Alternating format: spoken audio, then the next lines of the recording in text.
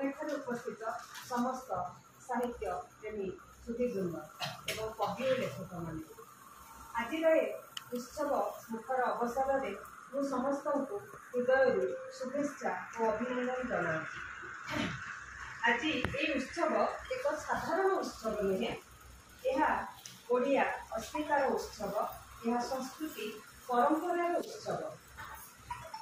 ये ओडिशा खूब विशाल महान तार संस्कृति, तेणु ये उत्सव पालन पछरे गोटे उद्देश्य अच्छी आम ओडिया भाषा संस्कृति साहित्य परंपरा को आउथरे मन पकईवा, अतीत को आम स्मरण करवा एवं आमर युवपीढ़ी मानू आम उत्साहित करवा।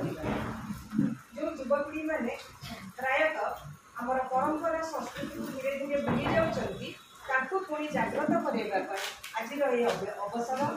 तो ये अवसर में आम समस्ते उपस्थित अच्छु, समस्ते प्रायतः आम कवि और लेखक मैंने उपस्थित अच्छु।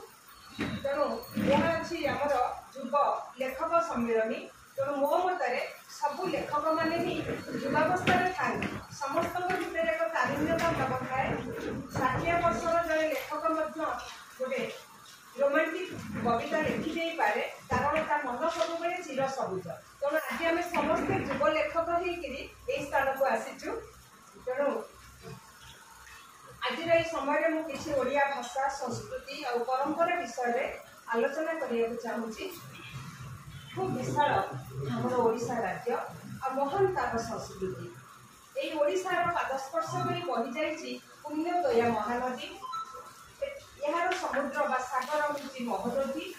आमर प्रभु महाप्रभु श्री जगन्नाथ प्रसाद महाप्रसाद। आमर मातृभाषा अति मधुर एवं सर्वोपरि सांस्कृतिक प्राकृतिक सौंदर्य भरा आमर ओडिशा राज्य। तेणु आम ओडिशा कौन कम ना। आम ओडिशा हूँ कला संस्कृतिर राज्य। आमर संस्कृति जी प्राचीन, तार कला कारीगरी से प्राचीन। से बांध कला हो बा तारकसी कला हो बा सी हस्ततंत्र कला हो बा कौन चित्रकला हो, तो कौन आम ओडिशा कम रे नहीं। आमर उत्कलीय मंदिर प्राय शिल्पी मानकर गौरवर गाथा।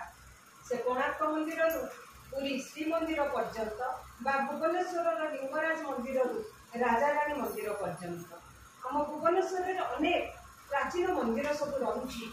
जो मंदिर प्रस्तर गात्र में शिल्पी मानकर निहार मुनर कलाकृति फुटी उठुची, जहाँ जीवंत भाव में परिप्रकाशित। से जना जाए आमर शिल्पी मैंने केते महान थिले बा तांकर कलाकृति केते सुंदर बा जीवंत थिला। आहुरी आम ओडिशा रे 12 मासरे 13 पर्व पालन हुए। प्रति ऋतु हो जाए पार्वणर ऋतु, ताहा ज्येष्ठ मासर रज पर्व हो बा आषाढ़र श्री गुंडीचा यात्रा हो बा फगुणर दोल उत्सव हो बा कार्तिकर बोईत कल्याण उत्सव हो बा मार्गशीर माणबसा गुरुवार हो। प्रत्येक पर्वपर्वाणी परस्पर ठारू स्वतंत्र। आउ से समय ओडिशार घरे घरे पिठापणार महमह बास्ना छुटी आसे। यहीटा ही आम ओडिशार संस्कृति परंपरा आउ ऐतिह्य आ ओडिशार एक विशेषत्व। ओडिया भाषा प्रकृत भाव में केते मधुर। जो भाषा जितेबाला विपदर पड़ता ताकू बंचाइबा जाई भाषा सुरक्षा आंदोलन मुंड टेकी जार मुख्य पुरोधायी थे मधुबाबू। सहित थे आमर फकीर मोहन सेनापति, गंगाधर मेहेर आउ राधानाथ राय, कर्मवीर गौरी शंकर, गजपति कृष्णचंद्र देव प्रमुख अनेक साधु माने साधक मैंने भाग नहीं। शेष में आम ओडिया भाषा बंची जाइला। किंतु वर्तमान परिप्रेक्षी देखा मिलूँ आम ओडिया भाषा प्रति आम युवपीढ़ी मानकर कौटि ना कौटि आग्रह कमी जाउछि। तार कारण हूँ जितेबाला इंग्राजी भाषा प्रति बा इंग्राजी शिक्षा प्रति आम घरे माँ मानकर बापा मानकर आग्रह बढ़ी जाउछि, से समय पिला माने कौटि ना कौटि ओडिया भाषा को भाषा प्रति मन भीतर आग्रह कमी जाउछि। आम ओडिशार संस्कृति परंपरा को भूली जावाक बसी, जहाँ अति चिंतार विषय। जो बरपुत्र मैंने एत कष्ट परिश्रम करी आम ओडिया भाषा को एक स्वतंत्र भाषा रूपे परिचय करेले। तेणु आज समय आसी आम से युवपीढ़ी मानक जागृत करवा आम ओडिया भाषार मधुरता को बुझेगा और ओडिया भाषा को बचाई रखा आम समस्ते बद्धपरिकर होगा। कौन भाषा खराब नुहे, इंग्राजी भाषा पढ़िले भी कौन असुविधा ना आम कम लगुच कि आम निज स्वतंत्रता को आम परिचय को भूली जावा ना आमर आजिका आलोचनार प्रमुख विषय। तेणु आमर साहित्य कथा जब कहवा आमर साहित्यिक बा लेखक मैंने होती गोटे गोटे साधक से साधन सारा निखिल विश्व को गोटे सूत्र बांधि था। लेखक मैंने से कवि हो, गाल्पिक हो, उपन्यासिक हो, नाट्यकार बा प्राबंधिक हो, जेकोसी परिस्थिति सी हूँ लेखक।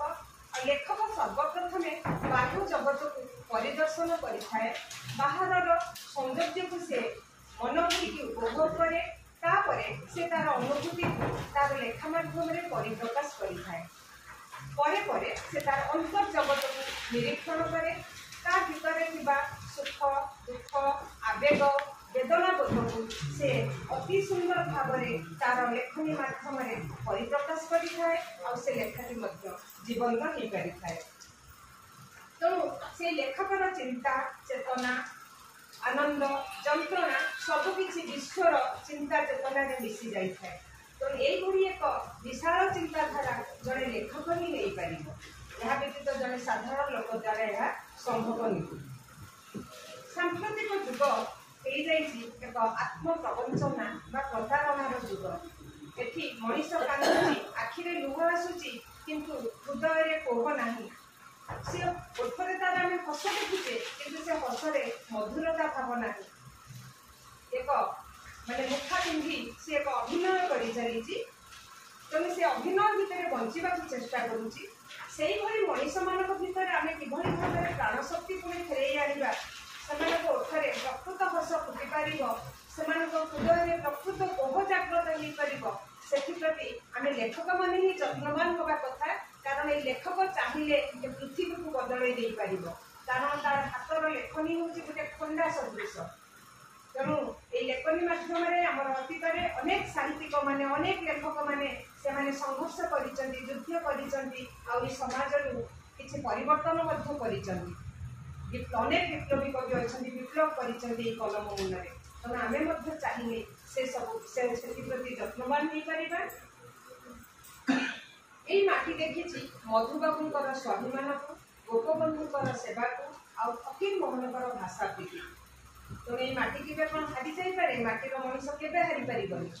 तेणु अतीत को जब आम मन पकड़ा, ये अतीत ओडिशा अनेक दुग्ध शरीर अनेक लड़ुआ वीर जन्म होगी माटी लड़े कर माटीर टेक रखी जाती, माटी को ओडिशा को से गौरवमय कर। तेणु से गौरवमय अध्याय को आम सब मन पकड़ा, आती आम जागृत रहा, समस्ते एक हुई आम आग को आगेवा दरकार। कारण आम ओडिया को मैंने संकट विपद स्वप्न देखती, स्वप्न देखा के छाड़ती ना। तेणु से नुआ स्वप्न आम समस्ते निजक एकाकार करदे, स्वप्न को आगे नहीं आम ओडिशा को एक विशाल साम्राज्य पुणी परिणत कर आशा मुझे रखी। विशेष किसी कहूना मो वक्तव्य धन्यवाद।